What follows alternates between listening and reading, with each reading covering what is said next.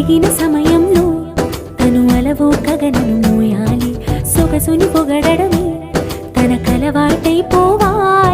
పనులను పంచుకుని మనసుంటే ఇంకేం కావాలి. అలకని తెలుసు